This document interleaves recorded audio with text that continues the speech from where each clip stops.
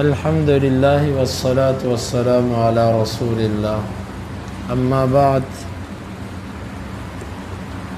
باب قول اللہ تعالی باب وقال رجل مؤمن من آل فرعون يكتم ایمانہ الی قوله مسرف کذاب۔ یہ باب ہے اور کہا رجل مؤمن نے آل فرعون میں سے وہ اپنے ایمان کو چھپائے ہوئے تھا، مسرف کذاب، اس پوری آیت مبارکہ تک۔ یہاں سے امام بخاری رحمۃ اللہ علیہ کی مراد یہ ہے کہ موسیٰ علیہ السلام کے واقعے میں ایک رجل مؤمن کا ذکر آتا ہے۔ یہ رجل مؤمن کون تھا؟ اس کے بارے میں راجح بات یہ ہے کہ یہ فرعون کے رشتہ داروں میں سے تھا، یعنی یہ بنی اسرائیلی نہیں تھا بلکہ قبطی تھا۔ اسی لیے فرعون نے اس کی بات کو بڑی توجہ سے سنا، کیونکہ اگر بنی اسرائیلی ہوتا فرعون اس کی بات کو توجہ نہ دیتا، اور جس طرح بنی اسرائیلیوں کے ساتھ اس کا تعصب والا رویہ تھا تو اس کے ساتھ بھی ویسے ہی کرتا، لیکن اس کی بات کو اس نے بڑی توجہ سے سنا۔ اس کی وجہ صرف یہ تھی کہ یہ فرعون کی آل میں سے تھا اور فرعون کی مجبوری تھی اس کی بات کو سننا۔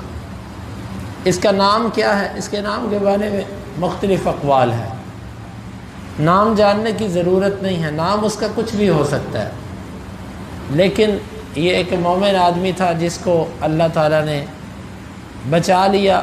فرعون اس کے خلاف بھی تدبیر کرنا چاہتا تھا لیکن وہ کامیاب نہ ہو سکا۔ باب قول اللہ تعالی، یہ باب ہے اللہ تعالیٰ کے قول کے بارے میں۔ وَهَلْ أَتَاكَ حَدِيثُ مُوسَىٰ، اور کیا تیرے پاس موسیٰ کی بات آئی ہے؟ وَكَلَّمَ اللَّهُ مُوسَىٰ تَكْلِيمًا، اور اللہ نے موسیٰ سے کلام کی۔ امام بخاری کہتے ہیں ہمیں بیان کیا ابراہیم بن موسیٰ نے، وہ کہتے ہیں ہمیں خبر دی ہشام بن یوسف نے، وہ کہتے ہیں ہمیں خبر دی معمر نے زہری سے، وہ سعید ابن المسیب سے، وہ ابو ہریرہ رضی اللہ عنہ سے۔ وہ کہتے ہیں کہ اللہ کے رسول صلی اللہ علیہ وسلم نے فرمایا، لیلۃ اسری بی، جس رات مجھے معراج کروایا گیا، رأیت موسیٰ، میں نے موسیٰ کو دیکھا، فَإِذَا رَجُلٌ ضَرْبٌ رَجُلٌ، اچانک وہ آدمی تھے درمیانے جسم والے، رَجُلٌ سیدھے بالوں والے، کأنہ من رجال شنوءا، گویا کہ وہ شنوءا قبیلے کا ایک آدمی محسوس ہوتے تھے۔ وَرَأَيْتُ عیسیٰ، اور میں نے عیسیٰ علیہ السلام کو دیکھا، فَإِذَا هُوَ رَجُلٌ رَبْعَةٌ أَحْمَرُ، اور میں نے دیکھا کہ وہ آدمی تھے درمیانے قد کے، احمر، اور سرخی مائل تھے، کأنما خرج من دیماس، یوں محسوس ہوتے تھے جیسے وہ ابھی حمام سے غسل کر کے نکلے ہیں۔ وَأَنَا أَشْبَهُ وَلَدِ إِبْرَاهِيمَ بِهِ، اور میں ابراہیم کے بچوں میں سب سے زیادہ اس کے ساتھ مشابہت رکھتا ہوں۔ ثُمَّ أُوتِيتُ بِإِنَاءَيْنِ فِي أَحَدِهِمَا لَبَنٌ وَفِي الْآخَرِ خَمْرٌ، پھر میرے پاس دو برتن لائے گئے، ان میں سے ایک کے اندر دودھ تھا اور دوسرے میں شراب تھی۔ فقال اشرب ایہما شئت، اور مجھے کہا گیا ان میں سے جو آپ چاہتے ہیں وہ پی لیجئے۔ فاخذت اللبن فشربته، میں نے دودھ کو پکڑا اور میں نے اس کو پی لیا۔ فقیل اخذت الفطرہ، مجھے کہا گیا کہ آپ نے فطرت والی چیز کو لیا ہے۔ اما انک لو اخذت الخمر غوت امتک، اگر آپ شراب کو پکڑ لیتے تو آپ کی امت گمراہ ہو جاتی ہے۔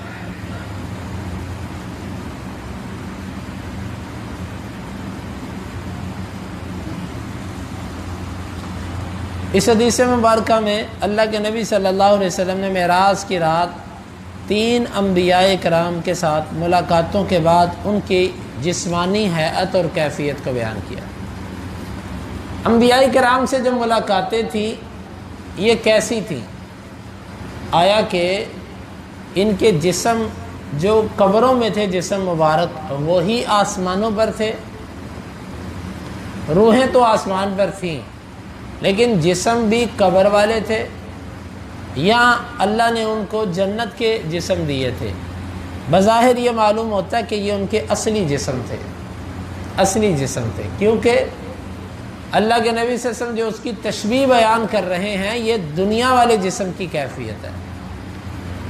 یہ ممکن نہیں ہے کہ اللہ تعالیٰ دنیا کے جسم کو مٹی میں پڑا رہنے دے اور ان کو جو ہے وہ ایک نیا جسم دے دے وہاں پر، ایسا نہیں ہے۔ پھر سوال پیدا ہوتا ہے کیا وہ اپنی قبروں سے نکل کر اوپر گئے تھے؟ دفنایا تو ان کو مٹی میں گیا ہے، تو وہ اوپر آسمانوں میں کیسے ہیں اور ابھی بھی ہیں وہ آسمانوں میں؟ یہ اللہ بہتر جانتا ہے، یہ ایمان بالغیب ہے۔ اس کیفیت پہ کوئی بھی بات اپنی طرف سے کرنا، مثلا یہ کہنا کہ نہیں جی یہ جسم قبروں سے نکل کر اوپر گئے تھے، تو یہ دلیل دینی پڑے گی۔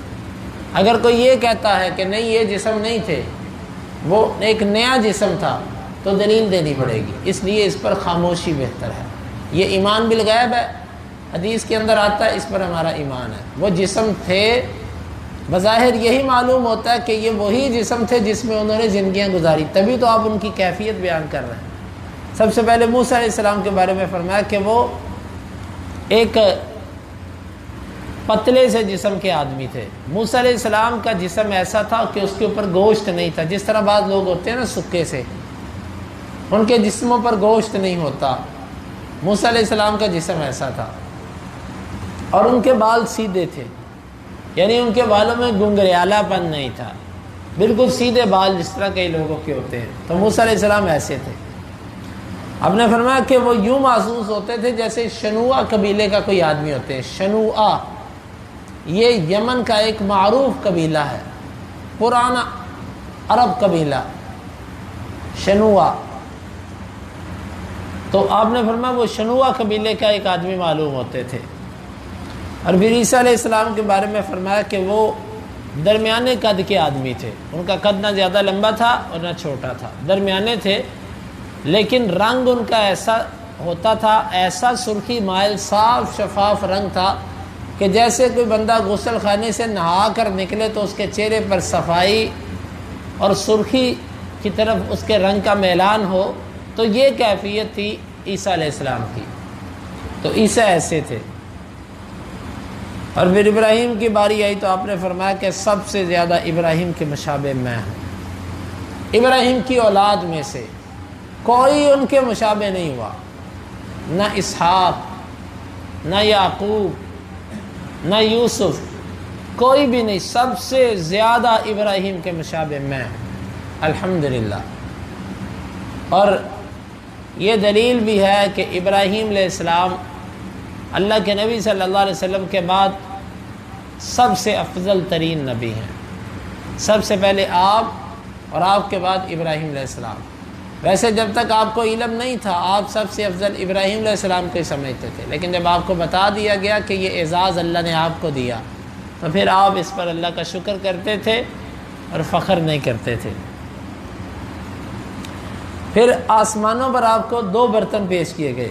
بعض روایات میں آتا ہے کہ یہ 2 برتن آپ کو مسجد اقصیٰ میں پیش کیے گئے، اسی لیے بعض اہل علم کہتے ہیں کہ آپ کو 2 دفعہ برتن پیش کیے گئے، ایک دفعہ مسجد اقصیٰ میں بیت المقدس میں، اور ایک دفعہ آسمانوں پر۔ آپ نے دونوں دفعہ دودھ کو پکڑا، دودھ کو۔ جب آپ نے دودھ کو لیا تو آپ سے کہا گیا کہ آپ نے فطرت والی چیز کو پکڑا ہے۔ اگر آپ شراب والے پیالے کو پکڑ لیتے آپ کی امت گمراہ ہو جاتی۔ یہاں پر 2 باتیں، ایک بات یہ ہے کہ دودھ فطرت ہے، دودھ فطرت ہے۔ اگر کوئی بندہ خواب کے اندر دودھ کو دیکھتا ہے، دودھ پیتا ہے، دودھ سے نہاتا ہے، دودھ کو استعمال کرتا ہے، اس کو خریدتا ہے، یہ ساری چیزیں اس کی تعبیر اس طرف ہوتی ہے کہ یہ بندہ فطرت پر ہے، یہ بندہ علم پر ہے، یہ اچھی چیز پر ہے۔ دودھ کا دیکھنا ایک اچھی چیز ہے۔ اور دوسری بات یہ ہے کہ جو رہبر ہوتا ہے، جو قائد ہوتا ہے، جو بڑا آدمی ہوتا ہے، گھر کا، مسجد کا، معاشرے کا، ملک کا، یہ اگر چھپ کر بھی غلط کام کرے تو اس کا اثر نیچے رعایا پر آتا ہے۔ آپ آسمانوں پر تھے، فرمایا اگر آپ شراب پکڑ دے آپ کی امت گمراہ ہو جاتی، کیا مطلب؟ کہ بڑوں کے اثرات چھوٹوں پر منتقل ہوتے ہیں، چاہے وہ چھپ کر کوئی کام کریں۔ اس لیے ہم جن چیزوں سے بچوں کو روکتے ہیں نا، اس سے پہلے ہمیں خود رکنا چاہیے۔ ہم خود موبائل چلاتے ہیں اور بچوں کو کہتے ہیں بیٹا موبائل نہیں استعمال کرتے۔ بچہ ہمارے قول و فعل کا تضاد جب دیکھتا ہے تو وہ کہتا ہے ابا جان کوئی مثالی شخصیت نہیں ہے۔ ہم بچوں کو کہتے ہیں بیٹا گانے نہیں سنتے، خود ہم سب کچھ سنتے ہیں۔ ہم بچوں سے کہتے ہیں بیٹا یہ کام کیا کرو، نماز پڑھا کرو، وہ خود ہمیں دیکھتا ہے کہ ابا جان جب ٹی وی پہ بیٹھتے ہیں تو نماز چھوڑ دیتے ہیں۔ یعنی اگر ہم چاہتے ہیں کہ ہمارے بچے کسی غلط چیز سے بچے رہیں تو اس کے لیے سب سے پہلے ضروری ہے ہم اس سے بچیں، خود بخود اس کا اثر نیچے منتقل ہو جائے۔ خیر یہ حدیث انشاءاللہ آگے پھر آئے گی، وہاں پر اس کی وضاحت تفصیلی کی جائے گی۔ امام بخاری کہتے ہیں کہ مجھے بیان کیا محمد بن بشار نے، وہ کہتے ہیں ہمیں بیان کیا غندر نے، وہ کہتے ہیں ہمیں بیان کیا شعبہ نے قتادہ سے، وہ کہتے ہیں میں نے ابو العالیہ کو سنا، وہ بیان کرتے ہیں کہ ہمیں بیان کیا ابن عم نبیکم، تمہارے نبی کے چچا کے بیٹے نے، یعنی ابن عباس نے، وہ اللہ کے نبی صلی اللہ علیہ وسلم سے۔ آپ نے فرمایا لا ينبغي لعبد ان يقول انا خیر من یونس بن متى ونسبہ الی ابیہ، آپ نے فرمایا کہ کسی ایک کے لیے لائق نہیں کہ وہ مجھے یونس بن متى، آپ نے نسبت ان کے والد کی طرف کی، کسی کے لیے یہ لائق نہیں کہ مجھے اس سے بہتر قرار دے۔ یہ حدیث پیچھے گزر گئی۔ اس کا معنی یہی ہے کہ اس طریقے سے فضیلت دینا کہ یونس علیہ السلام کی توہین ہو، یہ جائز نہیں ہے۔ البتہ اللہ کے نبی صلی اللہ علیہ وسلم یونس علیہ السلام سے افضل تو تھے۔ اب آپ یہاں سے اندازہ لگائیے، اللہ کے نبی صلی اللہ علیہ وسلم اس چیز کو پسند نہیں کرتے تھے باوجود افضل ہونے کے کہ تم عوام آپس میں بیٹھ کے یوں تبصرے کرو، یہ اچھا نہیں ہے۔ اسی طرح اہل علم کو سب سے محبت رکھنی چاہیے، یہی علماء کی کیفیت ہے۔ عوام الناس کو علماء کرام پر تبصرے نہیں کرنے چاہیے، فلانا ایسے ہے فلانا ایسے ہے۔ سب سے محبت رکھیں، سب کا احترام کریں، سب کا ادب کریں۔ ہاں وہ سمجھ آ رہی ہوتی ہے کہ کون بات کیسے کرتا ہے، کس طریقے سے کرتا ہے، کس کی بات دلائل سے ہوتی ہے اور کس کی بات دلائل سے کم ہوتی ہے، یہ سب کو سمجھ آ رہی ہوتی ہے۔ لیکن عوام میں بیٹھ کے یوں تبصرے کرنا فلانا عالم جو ہے نا وہ اصل عالم ہے، باقی تو کچھ نہیں ہے، باقی تو ایسے ہی ہیں، یہ بھی مناسب نہیں ہے۔ اللہ کے نبی صلی اللہ علیہ وسلم نے انبیاء کرام میں ایک کو دوسرے پر فضیلت سے منع کر دیا، تو علماء کرام کو بھی چاہیے کہ وہ اس کیفیت کے اندر ہی رہیں، کیونکہ جب ہم اس ادب کو لازم پکڑیں گے تو اس سے بڑی خیر ہے۔ وذکر النبی صلی اللہ علیہ وسلم لیلۃ اسری بہ، اور آپ نے معراج کی رات ذکر فرمایا موسیٰ آدم طوال کأنہم من رجال شنوا، موسیٰ علیہ السلام گندمی رنگ کے تھے اور لمبے قد کے تھے، گویا کہ وہ شنوا قبیلے کے افراد میں سے ہیں۔